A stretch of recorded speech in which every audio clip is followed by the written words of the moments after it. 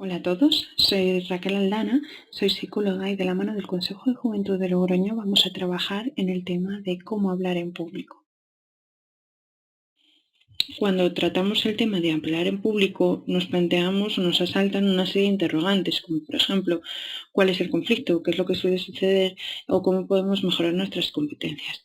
Estas son algunas de las cuestiones que vamos a trabajar a continuación.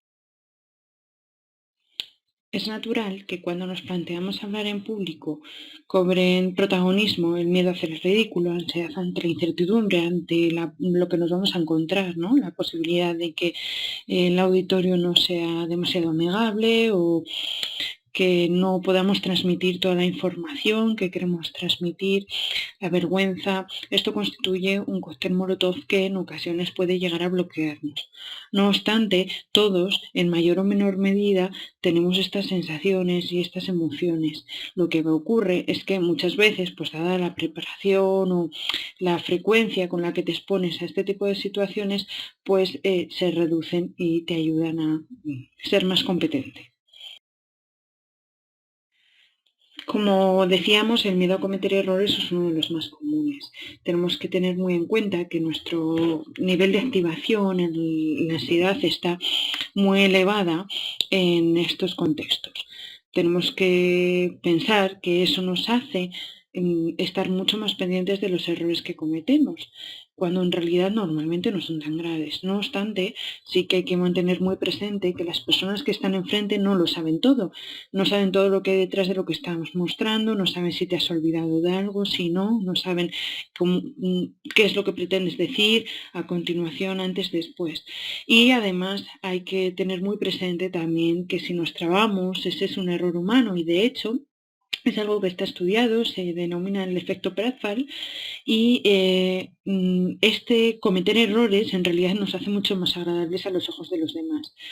Esto es algo que se usa a conveniencia. Los oradores profesionales lo usan a conveniencia. Solamente tenemos que ver una charla de Obama, por ejemplo, o de los oradores más famosos y más profesionales como los de TED, y entonces nos daremos cuenta de cómo usan este trabase, de repente se tropiezan o de repente hacen algún tipo de movimiento que se puede, digamos, interpretar como un error para, digamos, de alguna manera ganarse a la audiencia.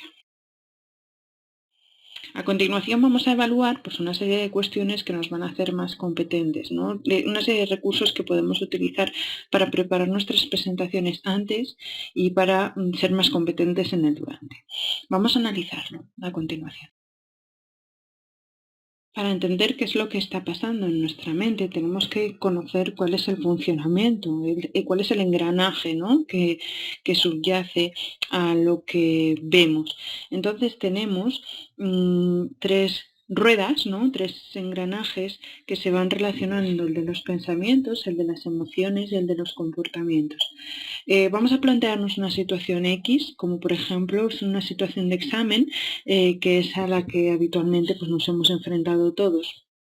Vale, ante un examen difícil, unos pensamientos pueden ser, es muy difícil estudiarlo, no voy a conseguirlo, hay mucho que trabajar, no tengo tiempo, etcétera, etcétera. Eso evidentemente nos va a generar emociones como pues la ansiedad. La ansiedad que nos puede llevar pues, a comportamientos como el bloqueo, ¿no? O la procrastinación, pues por ejemplo, pues porque no nos hemos organizado, porque estamos en un nivel de activación demasiado alto que nos está bloqueando.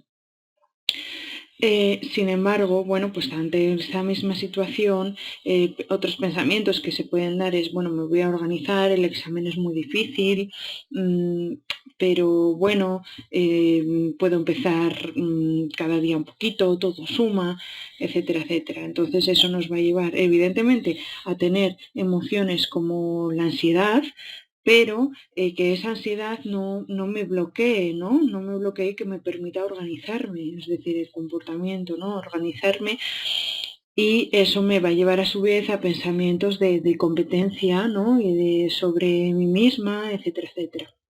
Esto es un poco ese engranaje que podemos analizar cada situación en función de estos, ¿no? De la relación de estas tres ruedas.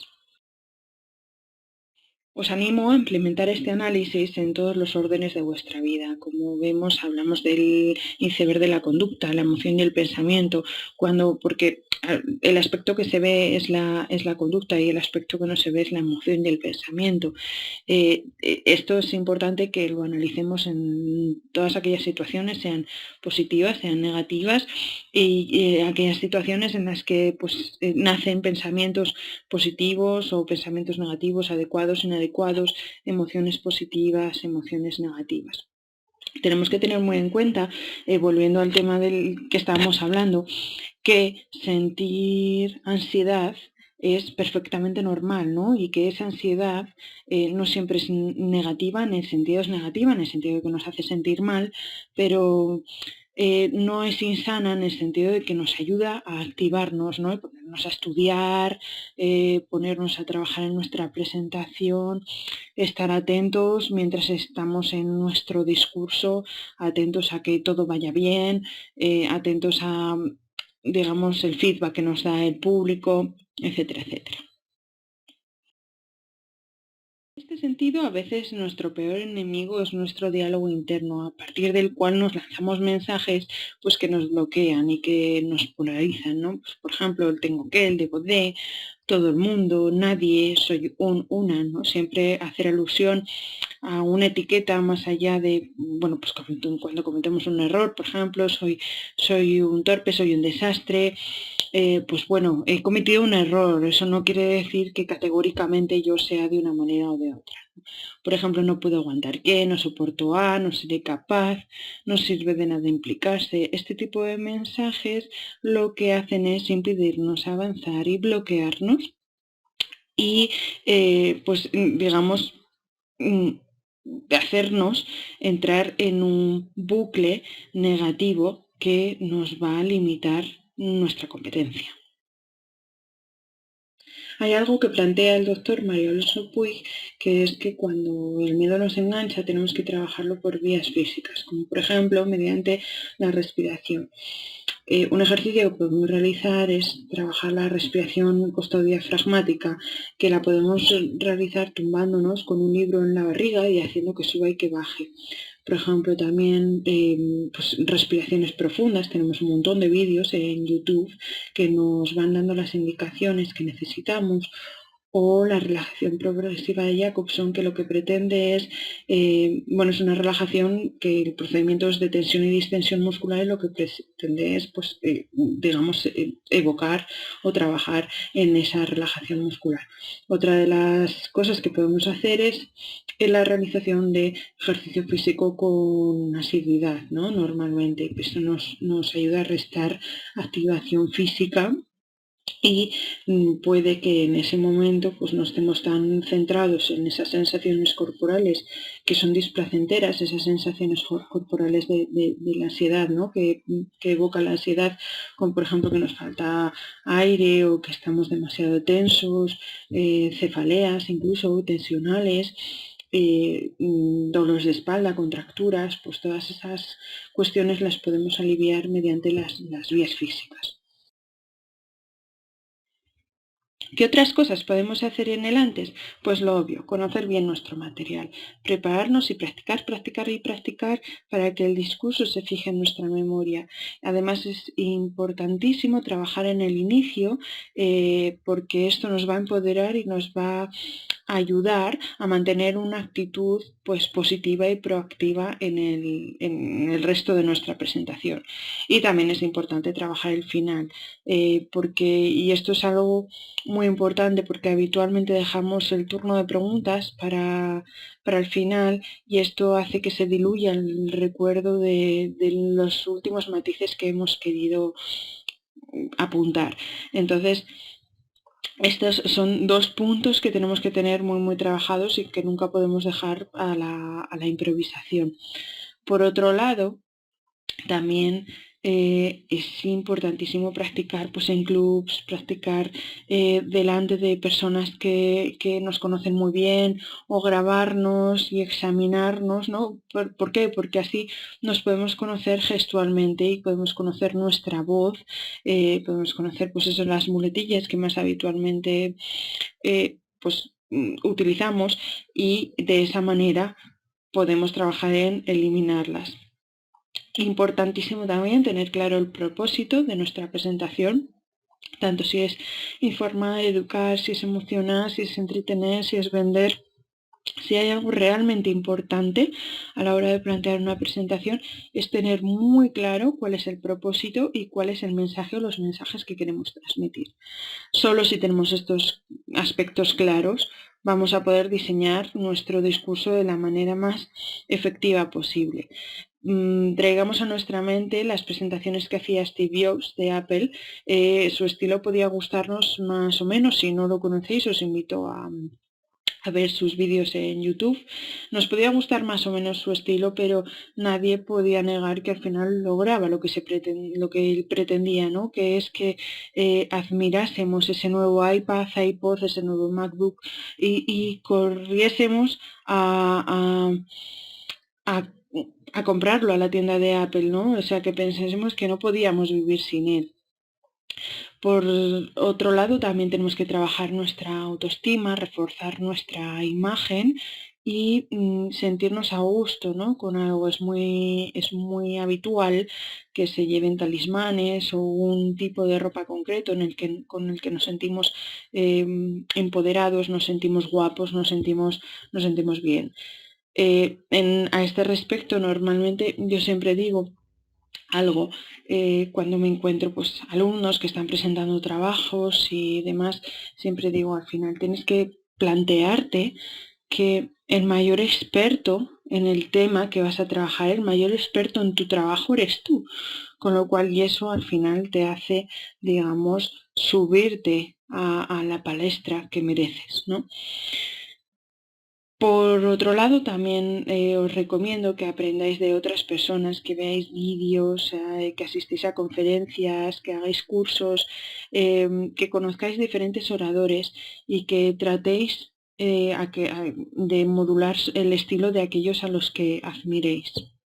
Estos son pues una recopilación de cosas que podemos hacer en el antes. Vamos a seguir. Los ejercicios que podemos hacer para conocer nuestra voz y nuestra capacidad de entonación es leer un pequeño texto con diferentes intenciones, como por ejemplo yo os pongo aquí como si fuese un texto graciosísimo, como si estuvieseis enfadados, como si hubiese muchísimo a vuestro alrededor y tuvieseis que gritar, como si estuvierais entre el público asistente a una conferencia y tuvierais que hablar muy bajito, y como si fueseis un político desde la tril intentando convencer a las masas en un mitin.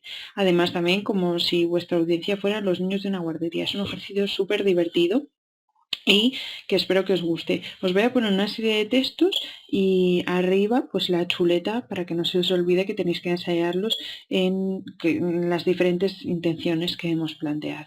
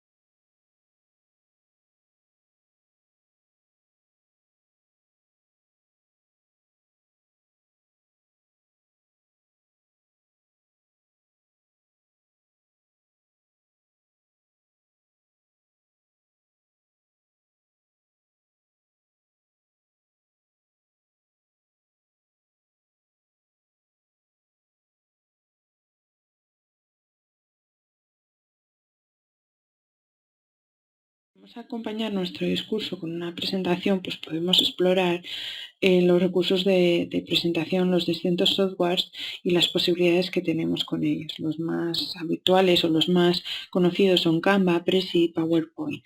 Ojo, porque los expertos en neurociencia pues, afirman que el que sean demasiado bonitas las presentaciones acaba distrayendo a la audiencia.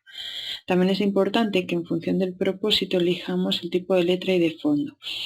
Es importantísimo no poner Times New Roman en nuestras presentaciones porque no queremos que lean, ¿no? Queremos que eso sirva de apoyo para que si una persona se desconecta pueda reconducirse o incluso de apoyo para nuestro discurso.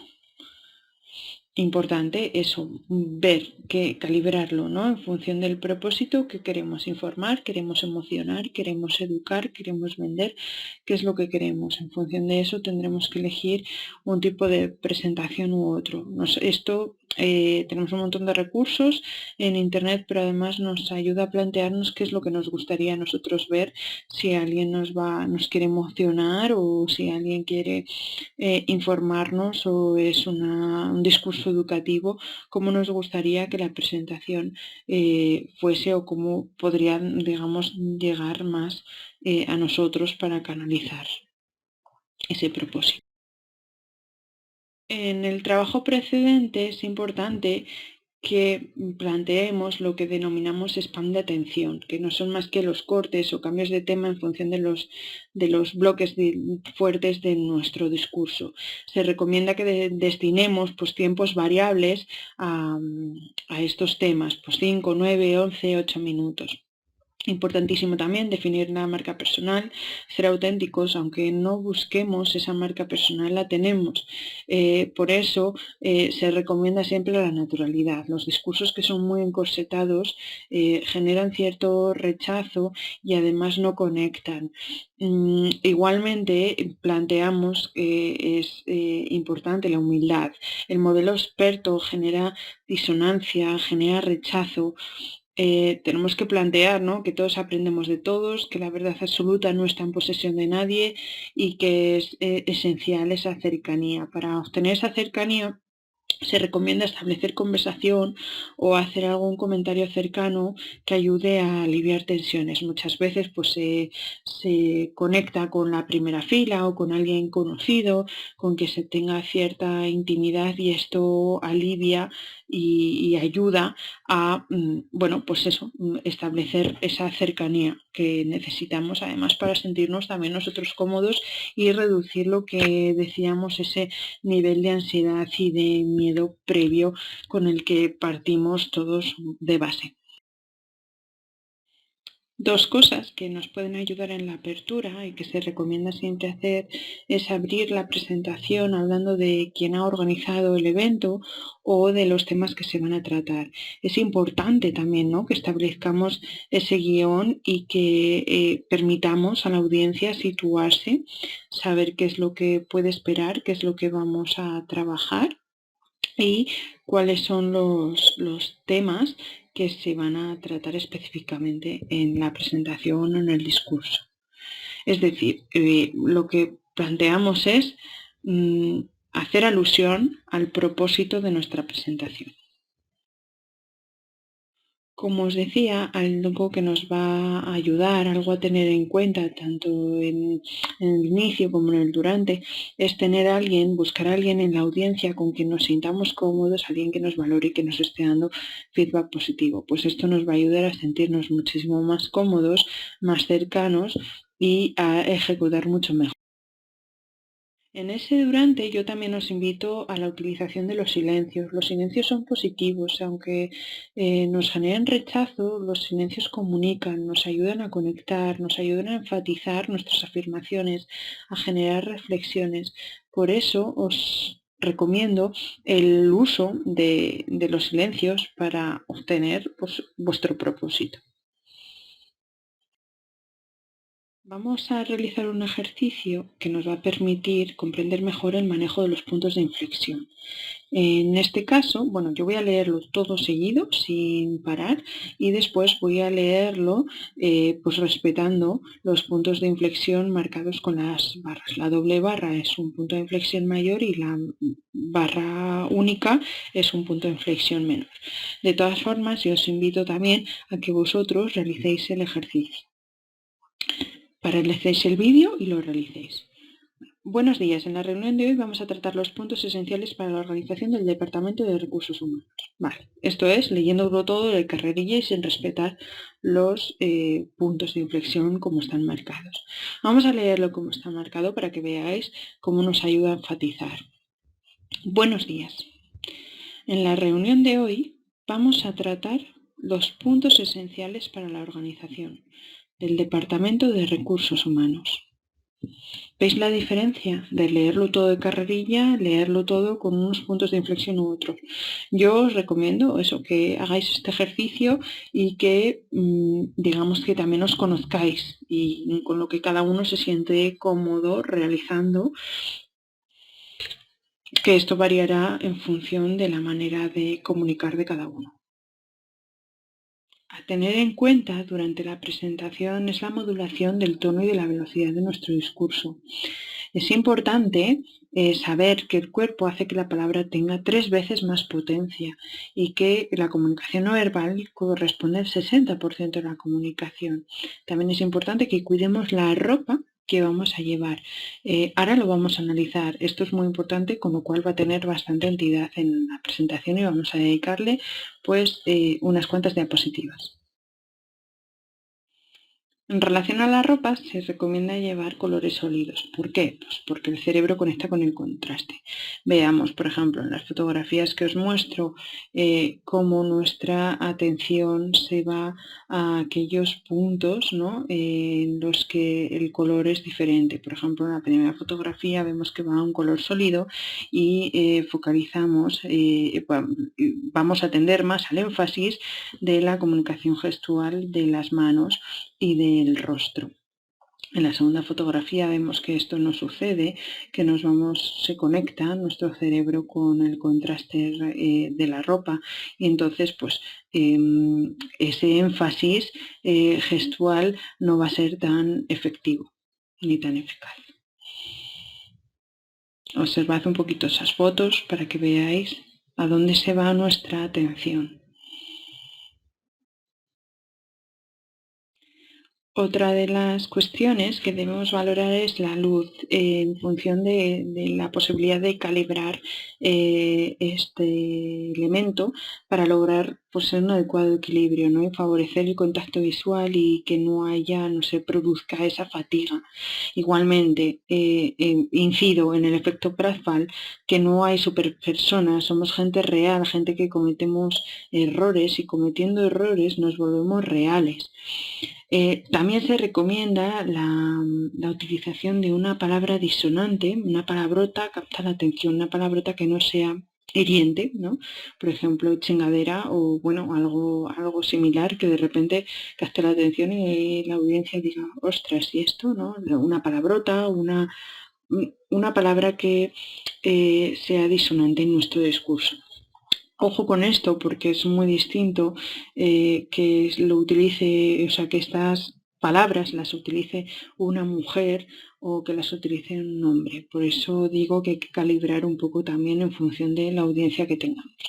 Y por último también, pues buen humor, ¿no? El buen humor resigna el cerebro, por eso, pues bueno, conviene de vez en cuando hacer algún chiste. Las cuestiones que nos ayudan a conectar con la audiencia, con el público, es provocar la interacción a través de preguntas como ¿tú crees que esto te puede servir? o invitar, pues me suelen preguntar que esto invita a que el ambiente sea mucho más distendido, que hacer las típicas preguntas de ¿alguien tiene alguna duda? ¿Alguien quiere preguntar algo? ¿No? También el mensaje debe ser claro y conciso y esto ayuda a que el propósito haya sido clarificado antes. En nuestras presentaciones gráficas y visuales, ahora vamos a ver un ejemplo en la siguiente diapositiva, que sea algo práctico.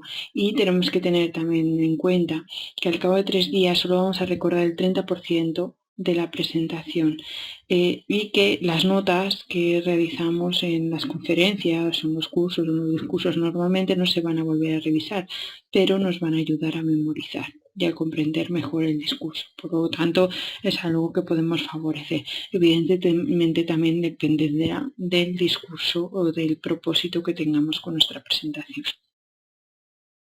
Como veis, depende de cómo presentemos la información, pues va a ser mucho más visual y más impactante. Y como os digo, pues va a favorecer que se retenga mejor o peor. Una persona que mire estas dos gráficas probablemente recuerde mejor el gráfico de la izquierda que el gráfico de la derecha, porque es muchísimo más visual. Entonces, aquí por lo que se está evaluando o lo que se está representando es el gasto medio online de los españoles en España, que son 50 euros, españoles en el extranjero, que son 64 euros, y de los extranjeros en España, que son 75 euros. Es mucho más significativo y más impactante visualmente y va a favorecer que se retenga y se comprenda y que se mantenga también en nuestra memoria para luego trabajar con esos datos a lo largo de la presentación, evidentemente.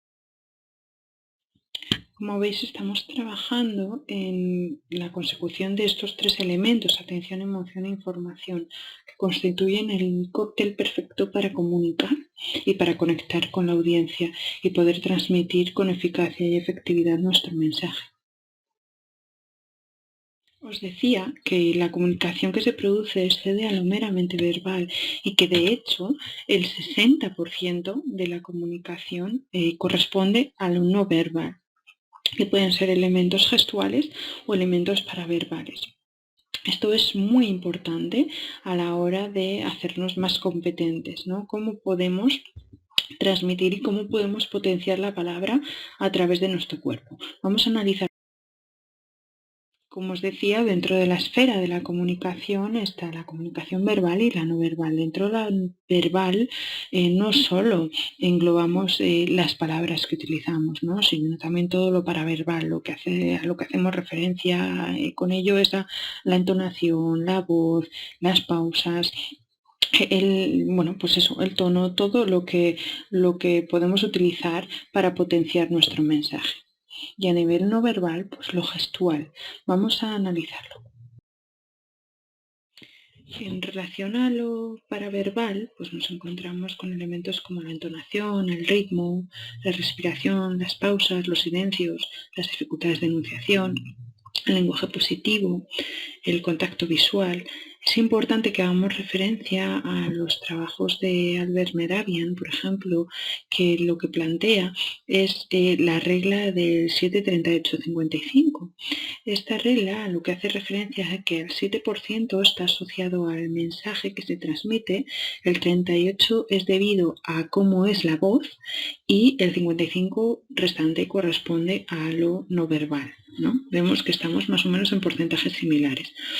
Cuando hablamos de la entonación, pues hacemos referencia a modular nuestro tono entre graves y agudos y evitar la monotonía para seguir captando la atención.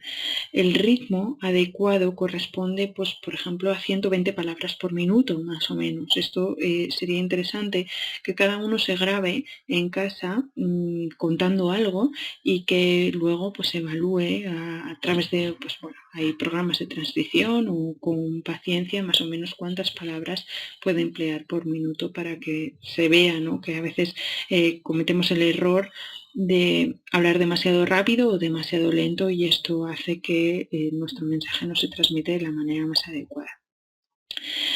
También las pausas y los silencios es muy importante que no sean ni demasiado largos ni demasiado cortos. Cuando son demasiado largos, pues al final adormece, aburre Y cuando son demasiado cortas, pues transmiten cierta inseguridad, digamos. Se recomienda que se realicen pausas al comienzo, antes de comenzar con la presentación, al final, antes de las conclusiones y después de las conclusiones, lo que os decía antes para enfatizar.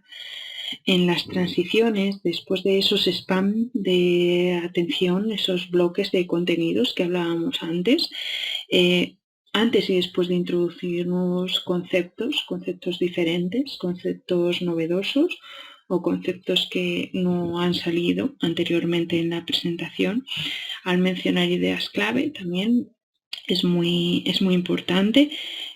También después de formular preguntas, ¿no?, a la audiencia. Ahora en este contexto, pues, evidentemente todo esto no se puede producir, igual que no puede haber un contacto visual ni puede haber una conexión entre vosotros y entre mí, o sea, no entre yo.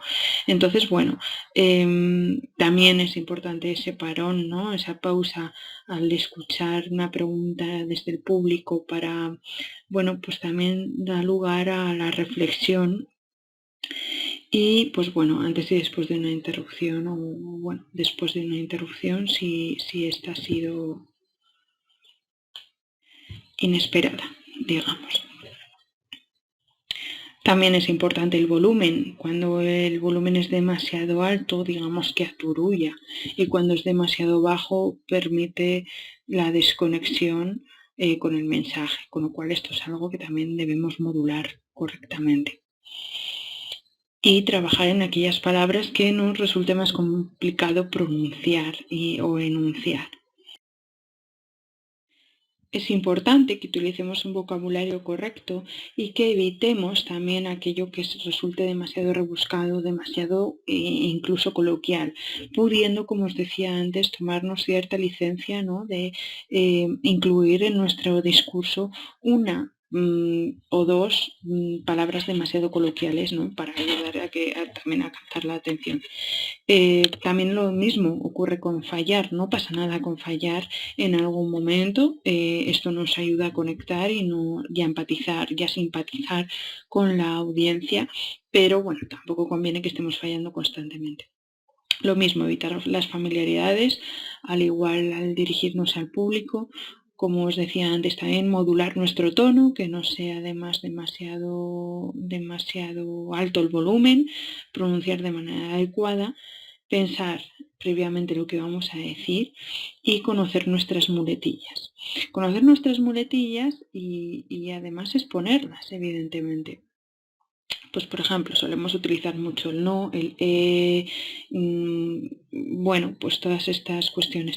Eso no implica que no podamos utilizarlas de vez en cuando a conveniencia, pues porque eso también nos ayuda a producir un parón o a invitar a una reflexión que puede enfatizar la comunicación de lo que queremos transmitir.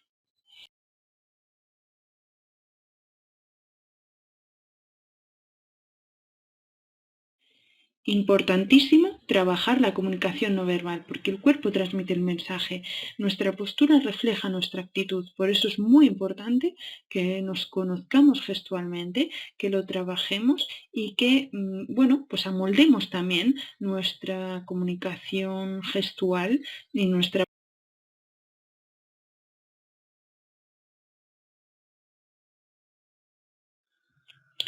Siempre que se pueda, la postura que vamos a elegir es estar de pie. No obstante, tenemos que tener muy en cuenta que hay situaciones en las que esto viene determinado, ¿no?, por el propio contexto. Las ventajas de estar de pie, pues bueno, es que podemos movernos, podemos manejar las distancias a conveniencia y podemos enfatizar con nuestro cuerpo muchísimo más. Las desventajas es que requiere más esfuerzo, evidentemente, que además vamos a necesitar una interiorización del discurso mayor, ¿no?, y una conexión mente-cuerpo, digamos, y que hay que tener mucho cuidado con la rigidez. Por otro lado, cuando a veces nos encontramos con situaciones en las que tenemos que estar con un atril delante, La ventaja es que tenemos todo colocado, tenemos todo en mano, nuestras anotaciones, y tenemos acceso, ¿no?, a ellas. Pero sí que es verdad que como desventaja nos encontramos que a veces puede interpretarse como un muro, como un bastón o que nos podemos agarrar a ello, ¿no?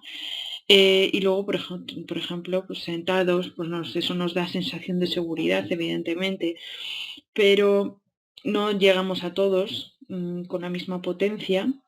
Depende además de cómo sea la sala y de en qué disposición esté la audiencia, y además puede llevarnos a esa mayor comodidad pues bueno, digamos, plantear posturas que no son las más adecuadas y nuestra voz no se proyecta de la misma manera. Entonces, por eso es muy importante que mejoremos esta capacidad de comunicación a nivel gestual y que nos evaluemos y que tengamos muy en cuenta además que la primera impresión es la que cuenta y que eso al final se constituye en unos 10 segundos de contacto con la audiencia. Por eso mantener en nuestra mente, ¿no?, que la postura es un indicador que va a ser excelente a la hora de evaluar nuestro nivel de confianza, de confort, nuestra experiencia, nuestra actitud. E igualmente también tenemos que atender a nuestras manos. Los dedos de la mano entrelazados y apretados pueden plantear o denotar desconfianza y una actitud negativa que puede ser tomada como hostil. Las manos en ojiva, así, ¿no?, tipo zapatero, expresan una actitud de confianza y de seguridad, y generalmente se utiliza esta posición de la mitad del cuerpo hacia arriba cuando se está transmitiendo un mensaje que se está ubicando como hacia abajo, ¿no? O sea, ahora mismo me resulta difícil, digamos, que representar esta posibilidad, o sea, esta opción. Pero recordad eso, a Zapatero, los más jóvenes igual no lo recuerdan, pero buscad vídeos y veréis la frecuencia de utilización de estas manos en ojiva. Cogerse las manos por detrás de la espalda expresa sentimientos de superioridad y seguridad. ¿Os recordáis? Quizás profesores en el colegio o en la universidad o tal, en diferentes contextos, que iban con las manos detrás de la espalda, ¿no? ¿Qué sensación generaba eso? Generaba sensación esa sensación de superioridad. Agarrarse la muñeca por detrás de la espalda denota sentimientos de inseguridad e incluso intentos de autocontrol. Los brazos junto al pecho expresan actitud defensiva y cruzar un solo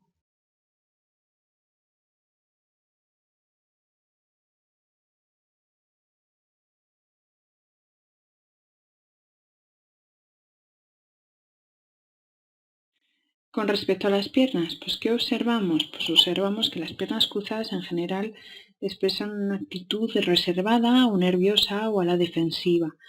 La pierna cruzada sobre la rodilla muestra una actitud de competencia, una actitud de discusión. Las piernas cruzadas estando de pie, pues lo que vienen a significar es una falta de comodidad, ¿no? La tensión de esa persona. Sujetar la pierna cruzada con la mano indica cierta testarudez, ¿no?, o cabezonería, y sentarse con los tobillos cruzados hace pensar en el disimulo de una emoción negativa. También pues hay que evitar las incongruencias entre lo que decimos a nivel verbal y lo que expresamos a nivel gestual. Si yo estoy haciendo un chiste pero tengo cara de enfadada, o estoy hablando de un tono relajado, o estoy respondiendo una duda, pero estoy manteniendo pues un gesto, ¿no?, una posición, una postura que denota escepticismo, pues esto supone una incongruencia que va a desviar la atención hacia la lectura gestual. Como os digo, siempre prevalece lo gestual ante lo verbal. También importante no abusar de la gesticulación, porque un mensaje puede enriquecerse mediante los gestos apropiados, pero un exceso de estos puede inducir a la distracción. También conocernos a nivel gestual. Para ello, responder a preguntas delante del espejo, realizar un simulacro, pedirle a alguien, lo que os decía antes, que nos conozca, que nos observe y que nos señale nuestras principales características o incluso nuestros defectos, ¿no? Grabarnos, es que es interesantísimo para poder trabajar esto. Y luego, después de conocer más detalladamente todos estos aspectos, pues podremos determinar qué áreas debemos mejorar o cambiar para poder ejercitarnos en ello. Vamos a repasar a continuación algunos de los consejos que ya hemos ofrecido. Pues, por ejemplo, que es interesante acercarse de forma natural a la audiencia, buscar aliados en las primeras filas o en los extremos, sintonizar con alguien, ¿no? Previamente, mantenerse recto, no estar rígido y que nuestros pies estén separados como unos 30 centímetros, que además eso nos va a dar seguridad. Avanzar hacia adelante al tratar un punto importante nos ayuda a enfatizarlo, ¿no? E igualmente, como os decía, fijar los ojos en el suelo nos puede ayudar a indicar una reflexión o a dar énfasis a nuestro discurso. En el cierre siempre hay que provocar una reflexión mediante una pregunta, mediante una cita literaria. También es interesante para conectar y que el recuerdo de nuestra intervención sea más significativo.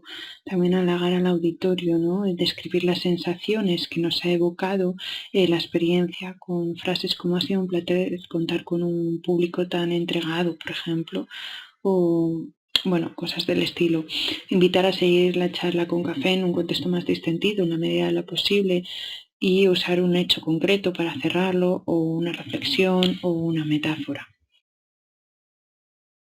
Ya para terminar, os acerco algunos recursos bibliográficos que os pueden ayudar a seguir profundizando en la perfección, en el perfeccionamiento de vuestras competencias. Por ejemplo, títulos como ¿Qué nos jugamos cuando hablamos en público? Cómo defenderse de los ataques verbales, que habitualmente además es una de las cuestiones que más miedo nos dan. La comunicación emocional de Carmen Sebastián.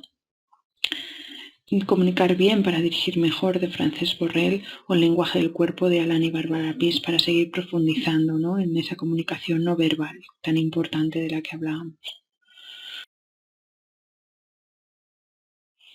Y por último destacar que lo más importante para hablar en público eres tú, porque aprender a hablar es aprender a ser, porque además dominar el tema y preparar nuestra presentación es la clave. Al final solo se trata de crear una historia para la persona que nos va a ver, para la persona que nos va a atender.